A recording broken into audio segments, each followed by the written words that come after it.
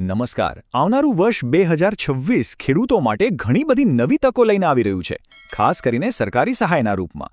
તો ચાલો આજે આપણે એ બધી નવી યોજનાઓ વિશે વિગતવાર સમજીએ, જે ખેતી કરવાની રીત અને આવક બંનેમાં મોટો ફેરફાર લાવી શકે છે. શરૂઆત જ કરીએ એક મોટા અને આકર્ષક આંકડાથી. 5 લાખ રૂપિયા.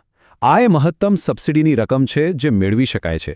આના પરથી જ ખ્યાલ આવે છે કે સરકાર નાના ખર્ચથી માંડીને ડ્રોન જેવા આધુનિક સાધનો સુધી દરેક સ્તરે ખેડૂતોને મદદ કરવા માટે કેટલી ગંભીર છે. તો આજે આપણે શું જોવાના છીએ? આપણે પશુપાલન અને પ્રાકૃતિક ખેતીથી શરૂ કરીશું, પછી ખેતર અને પાકની સુરક્ષા માટેની યોજનાઓ જોઈશું, અને હા, સૌથી રસપ્રદ ભાગ, ટ્રેક્ટર અને ડ્રોન જેવા આધુનિક સાધનો પર મળતી મદદ વિશે પણ વાત કરીશું. અને છેલ્લે આ બધાનો પૂરેપૂરો લાભ લેવા માટે અત્યારથી શું તૈયારી કરવી એ પણ સમજીશું. તો ચાલો શરૂ કરીએ આપણા પહેલા વિભાગથી, જે ખેડૂતો પાછા આપણી પરંપરાગત અને પ્રાકૃતિક ખેતી તરફ વળી રહ્યા છે ને, એમના માટે સરકાર ખાસ પ્રોત્સાહન લઈને આવી છે. આ લિસ્ટમાં જે પહેલી યોજના છે એ પ્રાકૃતિક ખેતીના પાયાને મજબૂત કરવા માટે છે.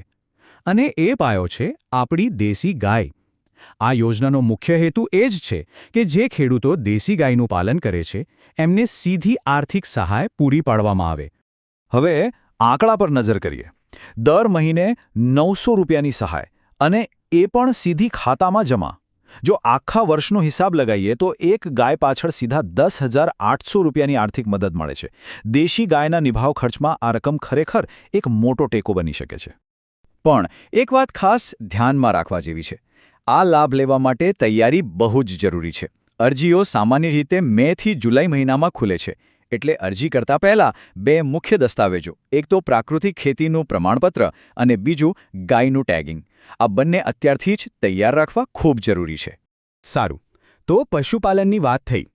હવે એક એવા મુદ્દા પર આવીએ જે દરેક ખેડૂત માટે બહુ જ મહત્વનો છે: ખેતર અને પાકની સુરક્ષા.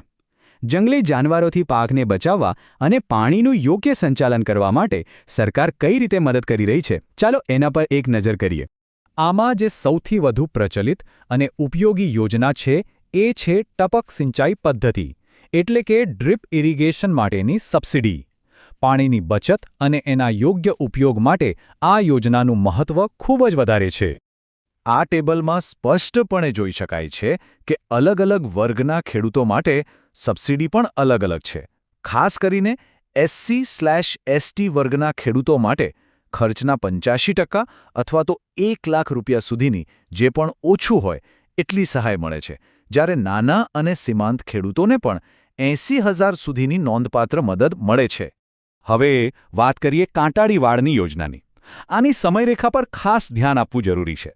આની અરજીઓ મોટાભાગે 2 તબક્કામાં ખુલે છે, એક ફેબ્રુઆરી-માર્ચમાં અને બીજો તબક્કો ઓગસ્ટ-સપ્ટેમ્બરમાં. એ જ રીતે જે સોલાર ઝટકા મશીન છે એના માટે અરજીઓ ઓગસ્ટથી ઓક્ટોબર મહિના દરમિયાન ખુલ્લી હોય છે. હા, કાંટાળી વાડની યોજનાનો લાભ લેવા માટે એક શરત છે કે ઓછામાં ઓછી 2 હેક્ટર જમીન હોવી જોઈએ. પણ ધારો કે ઓછી જમીન હોય તો ચિંતા કરવાની જરૂર નથી. બીજા ખેડૂતો સાથે મળીને એક ગ્રુપ બનાવીને પણ અરજી કરી શકાય છે. આ ખરેખર એક બહુ જ સારો ઉપાય છે. ઓકે, તો ખેતર સુરક્ષિત થઈ ગયું, પાણીની વ્યવસ્થા પણ થઈ ગઈ. પણ હવે ઉત્પાદન કેવી રીતે વધારવું? એનો જવાબ છે આધુનિક સાધનો. તો ચાલો હવે જોઈએ કે ટ્રેક્ટર અને ડ્રોન જેવા સાધનો પર સરકાર કેટલી અને કેવી રીતે મદદ કરી રહી છે.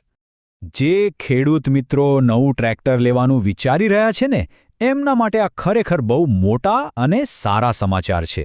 સરકારે ટ્રેક્ટરની ખરીદી પર જે સબસિડી મળે છે એમાં નોંધપાત્ર વધારો કર્યો છે. અને આ વધારો કેટલો મોટો છે એ અહીંયા સ્પષ્ટ દેખાય છે. પહેલાં જે મહત્તમ સહાય 60,000 રૂપિયા હતી એ હવે સીધી વધારીને 1 લાખ રૂપિયા કરી દેવામાં આવી છે. આ મોટો ઉછાળો એ બતાવે છે કે સરકાર ખેતીના યાંત્રિકીકરણ પર કેટલું ધ્યાન આપી રહી છે. અલબત્ત આ સબસિડી મેળવવા માટે કેટલીક શરતોનું પાલન કરવું પડશે, જેમ કે ટ્રેક્ટર 20થી 60 હોર્સ પાવરની વચ્ચેનું હોવું જોઈએ. સૌથી અગત્યની વાત એ છે કે તેની ખરીદી ફક્ત સરકાર માન્ય ડીલર પાસેથી જ થયેલી હોવી જોઈએ. અને હા, બધા જ અસલ દસ્તાવેજો અને બિલ એકદમ સાચવીને તૈયાર રાખવા. અને હવે વાત કરીએ ખેતીના ભવિષ્યની, એટલે કે કૃષિ ડ્રોનની. દવા છાંટવાથી લઈને પાકની દેખરેખ રાખવા સુધી ડ્રોન ખેતીના ઘણા બધા કામોને કેટલા સરળ અને ચોકસાઈવાળા બનાવી શકે છે. અને સારી વાત એ છે કે સરકાર આ ટેકનોલોજી અપનાવવા માટે જબરદસ્ત સહાય આપી રહી છે.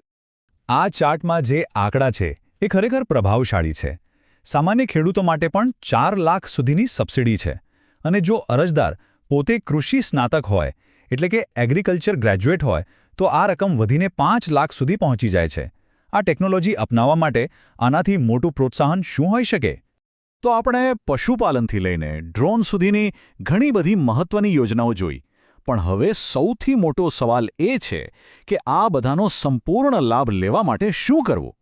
ચાલો, હવે આપણું ધ્યાન શું ઉપલબ્ધ છે પરથી હટાવીને કેવી રીતે તૈયારી કરવી એના પર લાવીએ. આ એક વાક્ય આખી વાતનો સારાંશ આપી દે છે. સફળતાની ચાવી પૂર્વ તૈયારી છે.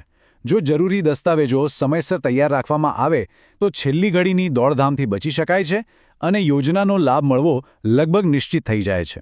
અને અંતે એક વિચારવા જેવો પ્રશ્ન. આ બધી માહિતી જાણ્યા પછી એ વિચારવું જરૂરી છે કે આવનારા સમયમાં ટેકનોલોજી અને સરકારી સહાયનું આ મિશ્રણ ભારતીય કૃષિનું ચિત્ર કેવી રીતે બદલશે અને આ બદલાવ માટે આપણે કેટલા તૈયાર છીએ.